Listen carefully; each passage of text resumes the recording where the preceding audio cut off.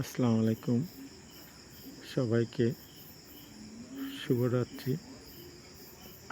আজ দীর্ঘ 2 বছর পর আমার লাগানো ড্রাগন গাছে দুটি ফুল এসেছে এবং ফুলের যে পরাগায়ন প্রক্রিয়া সেটা এখনই চলছে।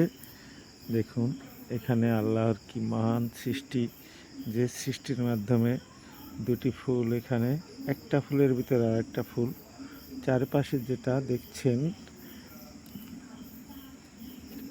ছড়ানো ছিটানো ধানের মতো যে ছোট ছোট ডিম্বাশয়, ওগুলোর গায়ে ছোট ছোট করে পাউডার জাতীয় কিছু অংশ আছে। ওই পাউডারটা এনে এই স্ত্রী ফুলের উপর লাগিয়ে দিলে পরাগায়ন হয়ে যাবে। যেহেতু রাতের বেলা কোনো মৌমাছি কিংবা অন্য কোনো পোকামাকড় পাওয়া যায় না, সেক্ষেত্রে পরাগায়ন হওয়ার ক্ষেত্রে খুবই দুর্লভ বিষয় এখানে। কারণ যদি কেউ করে না দেয় তাহলে বেশিরভাগ অংশই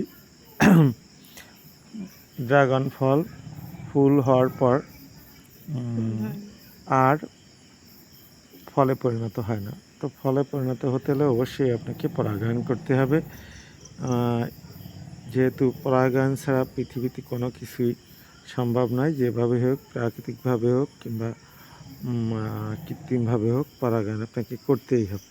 তো সেক্ষেত্রে আমরা এইমাত্র পরাগায়ন শেষ করলাম। সবাইকে আবার শুভরাত্রি। এবং আমার দীর্ঘদিনের চাওয়া ড্রাগন গাছের ড্রাগন হবে কবে, এই প্রত্যয় ছিল। তো আলহামদুলিল্লাহ আল্লাহ রাব্বুল আলামিন সেটা থেকে আমাকে একটা ভালো সুসংবাদ দিল আজকে রাতে। সবাইকে শুভরাত্রি জানিয়ে আল্লাহ হাফেজ।